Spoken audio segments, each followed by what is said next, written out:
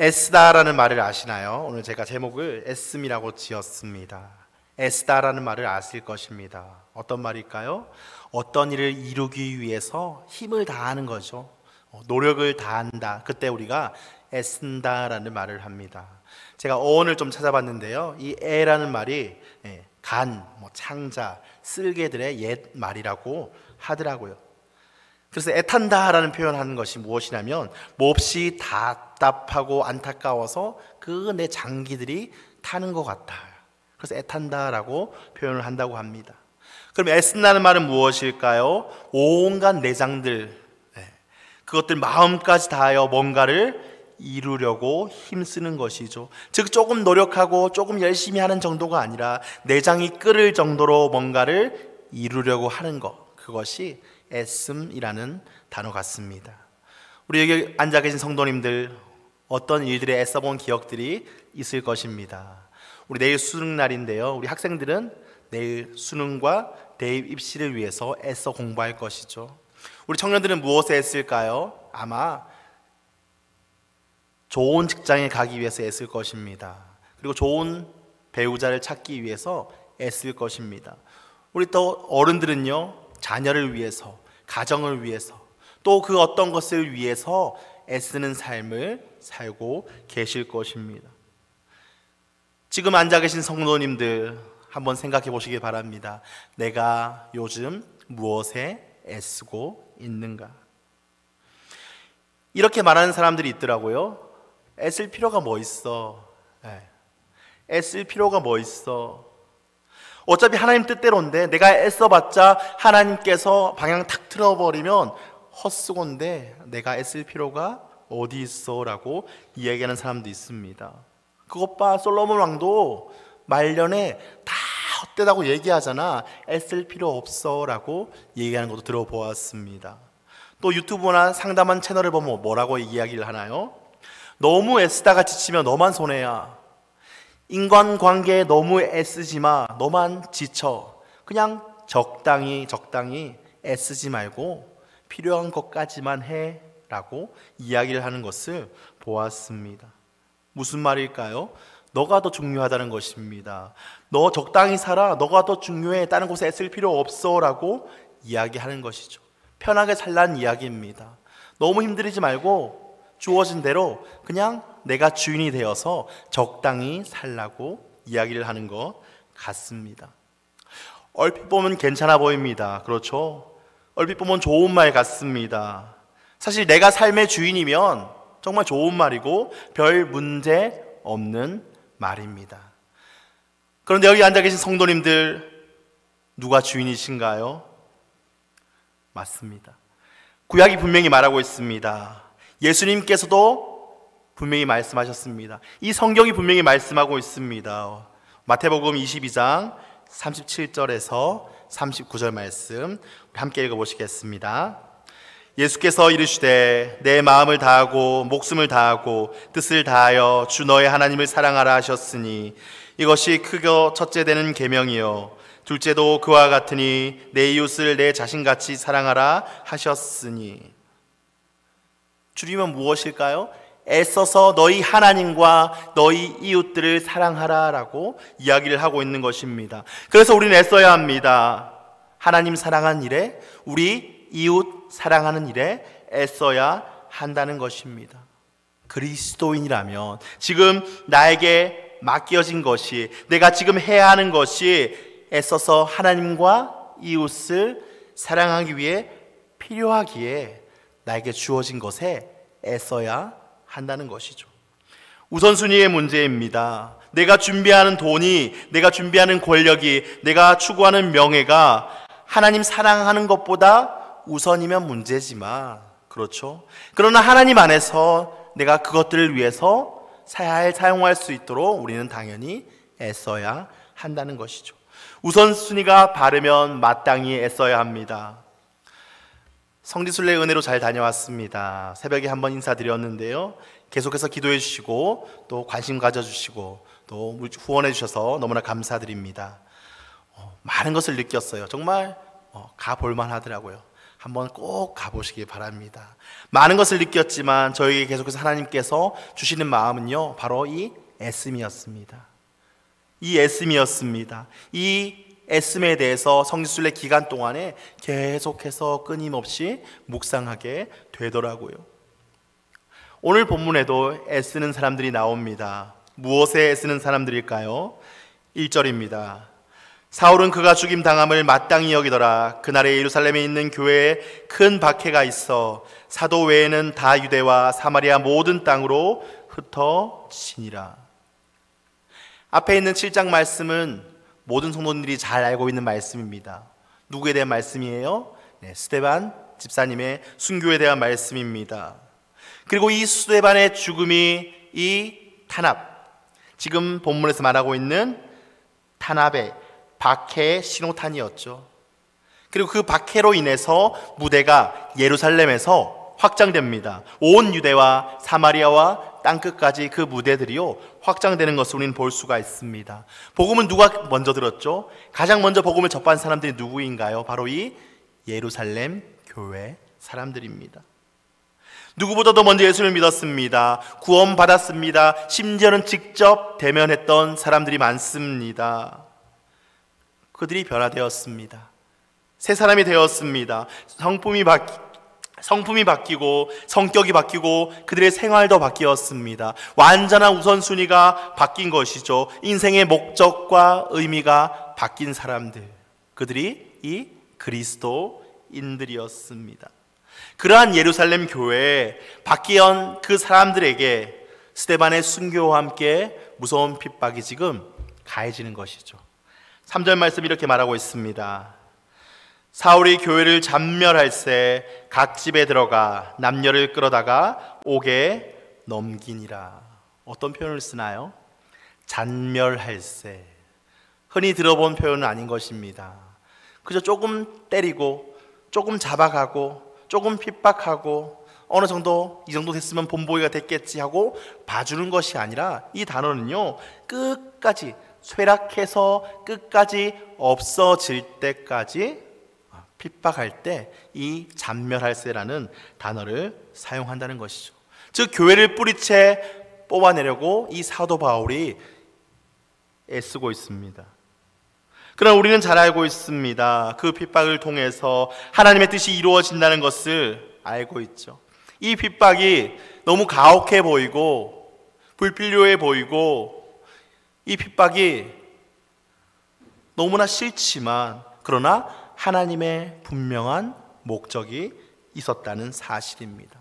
어떻게 되나요? 4절입니다. 그 흩어진 사람들이 두루 다니며 복음의 말씀을 전할세.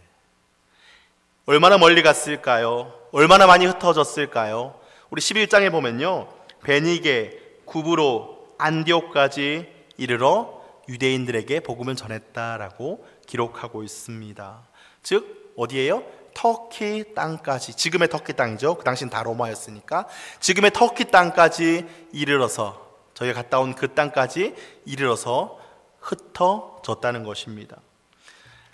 사도행전 2장에 보면요 3,000명이 영접하였습니다. 4장에는 5,000명이 믿게 되었습니다. 몇 명이에요? 계산기 필요하실까요? 네, 8,000명이죠. 남자만 8,000명입니다. 그 가족들까지 하면요 얼마나 숫자가 될까요? 얼마나 많을까요? 그 많은 사람들이 흩어졌으니까 복음이 얼마나 세차게 지금 퍼져나갔을까요? 하나님께서 기막히게 역사하신 것입니다. 아이들이 집에서 놀이를 합니다. 저희 아이들 4명이요 또 저희 김진영 전사가 열심히 잘 놀아주더라고요. 김장 매트에서 놀이를 합니다. 쌀을 김장 매트 안에 막 넣어놓고 묵은 쌀들, 버려야 되는 쌀들, 그리고 뭐 국수 같은 거, 유통기한 지난 것들, 그런 것을 가지고요 어릴 때 오감놀이를 했습니다. 처음에는요 그냥 가운데 이렇게 그 매트 안에 그 다소곳이 담겨 있었습니다. 그러나 그 아이들이 그것을 만지고 뿌리고 난리를 치면서 노니까요 어떻게 되었을까요? 온 방 사방, 정말 청소하기 쉽지 않은 것 같아요. 온 사방에 그 쌀들이 흩어지는 것을 보았습니다. 치우는 데 애먹습니다. 이와 같이 이 핍박이라는 소동으로 해서 구석구석 흩어지는 것을 우리가 볼 수 있습니다. 그런데 한번 생각해 보실까요? 한번 생각해 보실까요? 그 사람들이 흩어져서 그저 도망쳐서 숨어만 살았다고 한다면 어떻게 이 일들이 흘러갔을까요? 다른 지역엔 핍박이 없었을까요? 아니요. 예루살렘의 핍박이 그때 심했지 다른 지역까지 핍박도 있었습니다. 우리 사도 바울이 여러 지역을 다니면서 핍박당하는 장면들을 알 것입니다. 어느 곳에나 핍박이 있었습니다. 예루살렘에서는 얼굴 좀 팔려서 저 사람 그리스도인이야 라고 아마 알 수도 있었기 때문에 다른 지역으로 간다면 아마 그렇죠, 숨어 살면 저 사람이 그리스도인지 어느 사람인지 몰랐을 거예요. 그저 숨어서 내 신앙만 지키면서 살 수도 있었을 것입니다. 저라면 그랬을 것입니다. 그렇지 않나요? 저 이래봬도 겁도 많고 편한 거 좋아합니다. 그래서 만약에 예수님 만나기 전에 제가 그렇게 흩어졌다면 살기 좋고 멋진 곳에 자리 잡아서 살지 않았을까요? 그러나 그 사람들은 이렇게 됩니다. 4절 말씀 한 번 더 읽어보시겠습니다. 그 흩어진 사람들이 두루 다니며 복음의 말씀을 전하일세. 복음의 말씀을 전하일세. 그들은 숨어 살지 않습니다. 그저 숨어서 자기들의 신앙만 지키지 않습니다. 그들은요 애썼습니다. 어디에 애썼나요? 복음의 말씀을 전하는데 애쓰고 있다는 사실입니다. 서두에 말씀드렸습니다. 이번 성지순례 때 애씀에 대해서 많이 묵상했다고 말씀드렸죠. 우리 사진 한번 보여드릴까요? 많은 곳을 봐서 많은 사진을 찍었죠. 다 소개해드리지 못하겠지만 이 지하 같은 곳은요 데링쿠유라는 도시입니다. 지하 도시고요, 깊은 우물이라는 뜻입니다. 기원 전부터 이렇게 동굴로 파여서 사람들이 살았던 것으로 추측하는데요, 많은 이들이 날씨를 피해서 적군을 피해서 살았던 것으로 추정합니다. 두 번째 사진이요. 구조가 이렇습니다. 놀랍지 않나요? 저만 놀랐나 보네요. 지금 8층까지 개방이 되어 있고요. 지금 저러한 지하 도시가 그 땅 가운데 계속해서 발굴이 되고 있다고 해요. 저기 내려가 봤습니다. 좁고 허리를 숙여서 내려가야 되고 캄캄하고 너무나 어렵습니다. 영상도 한번 보여주실까요? 영상도 한번 보여주세요. 네. 여기 몇 명 정도? 건물하네요. 지하 도시.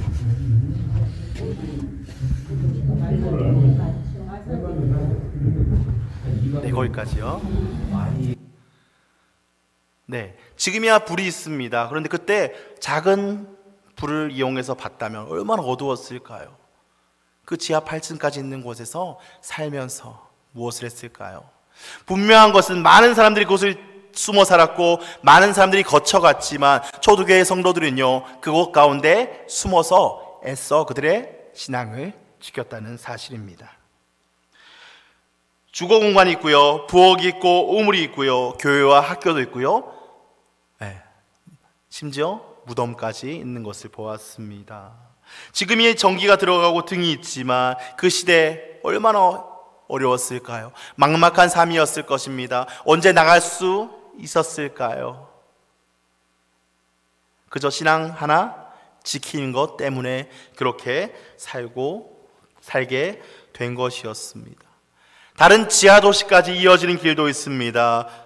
지금도 계속해서 발굴되고 있다고 말씀드렸습니다. 그리고 이 장소에서 많은 일들이 있었겠죠.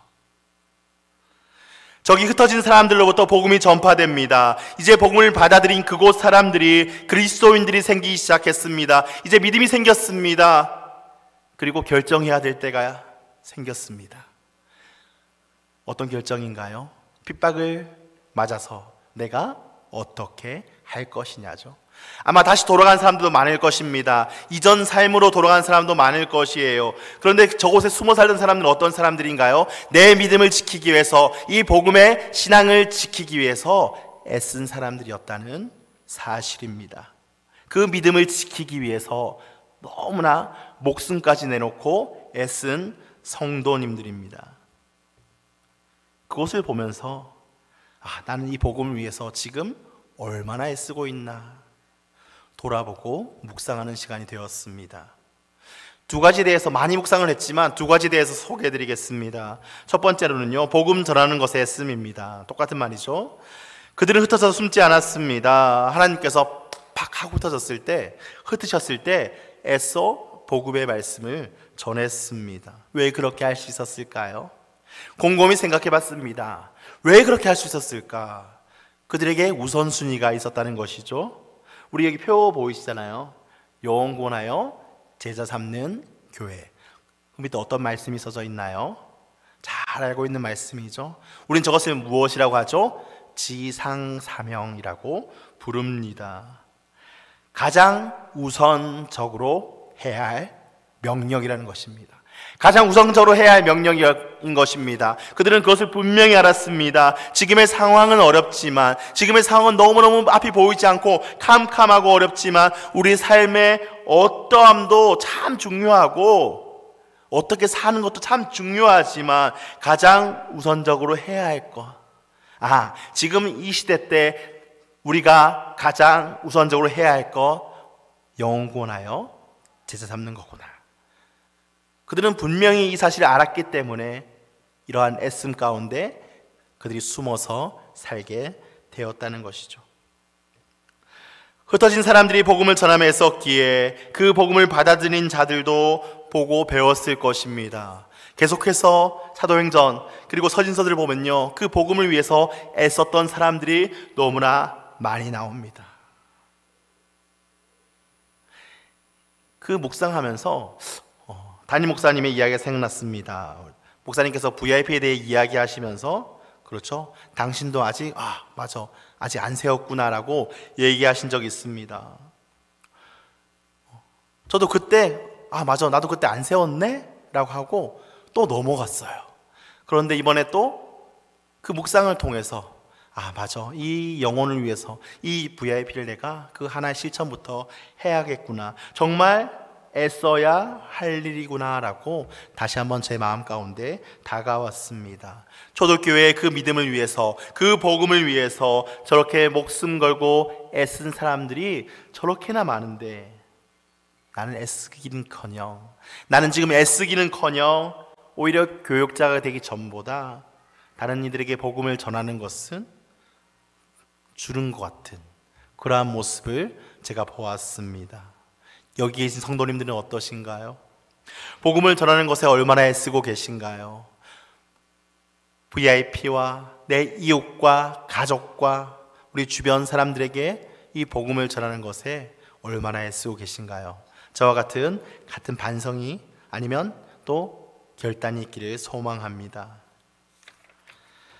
두 번째입니다. 두 번째 묵상한 것은요, 돌보는 것에 대해서 애쓰기로 묵상하였습니다. 돌보는 것에 애씀입니다.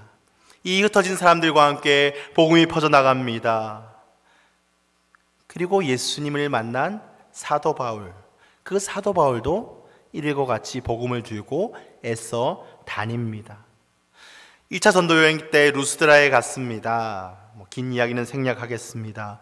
루스드라에서 사역하고 있을 때 유대인들이 쫓아왔습니다. 어디서 쫓아왔나요? 안디옥에서 이고니온까지 갔는데 없는 거예요. 또 이고니온에서 와서 무리를 충동해서 바울을 돌로 칩니다.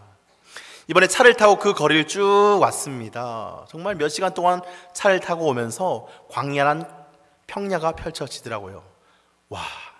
이 거리를 쫓아서 걸어와서 바울을 잡아 죽이려고 했다는 것이죠.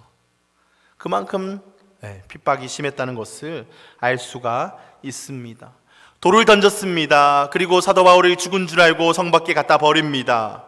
모두가 죽었다고 생각했습니다. 그러나 사도 바울은 버젓이 살아났습니다. 그리고 어디로 나가나요? 전 깜짝 놀랐습니다. 처음 이 말씀을 알았을 때 깜짝 놀랐습니다. 저 같으면 그냥 바로 도망갔을 것 같습니다. 그런데 다시 성으로 들어가죠. 그리고 더베로 가서 그곳에서 다시 안디오로 가려면요, 더 빠른 길이 있습니다. 자기 고향인 다소에 가서 배를 타고 가면요, 제일 편하고 빠른 길입니다. 고향에 들려서 고향을 다시 한번 볼 기회도 있었을 것입니다. 그런데 그렇게 하지 않습니다. 어떻게 하나요?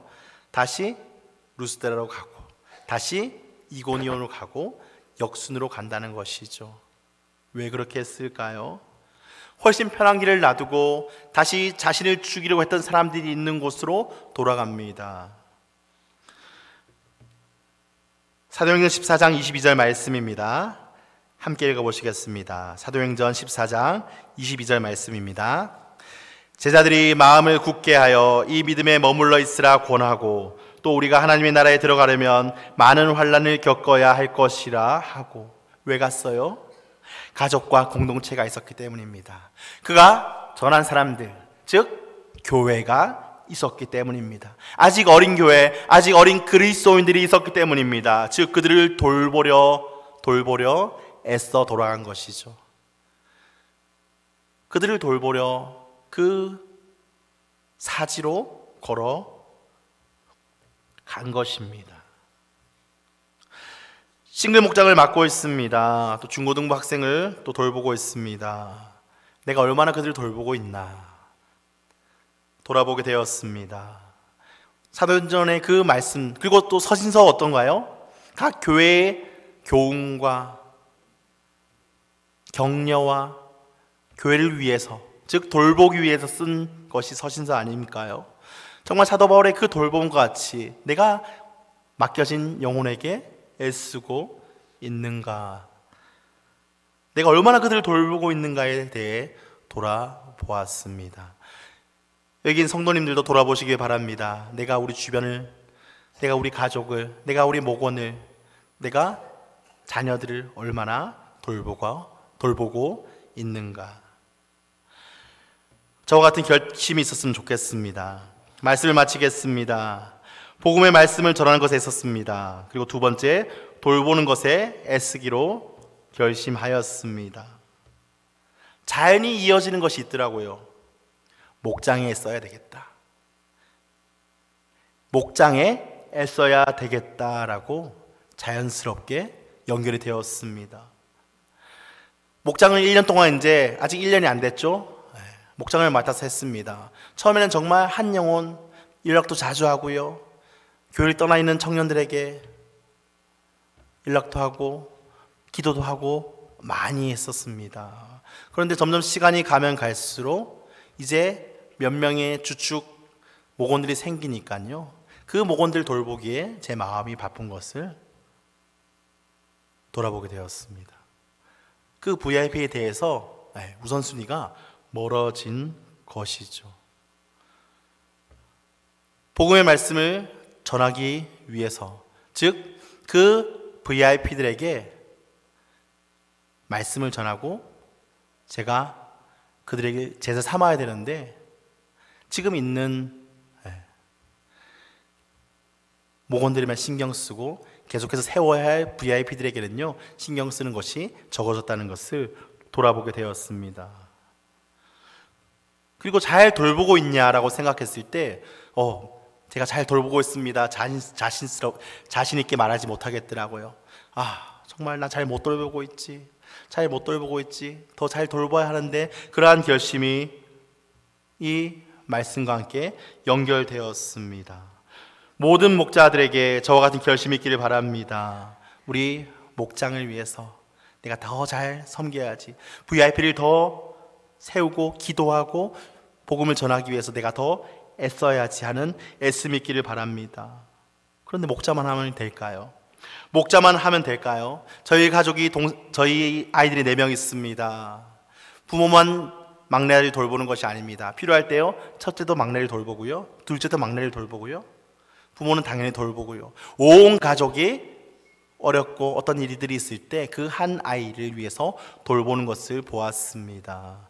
우리 온 교회가 우리 목장을 위해서 애쓰기를 소망합니다. 목자가 알아서 하겠지, 담임 목사님이 알아서 하겠지, 교육자들이 알아서 하겠지가 아니라 우리 한 목원, 한 목장, 한 가족이 이 영혼 구원하여 제사 잡는 일에 애쓸 수 있기를 소망합니다. 애쓰면은요 늘 힘듦이 있습니다. 지금 준비되어 가는 과정이죠.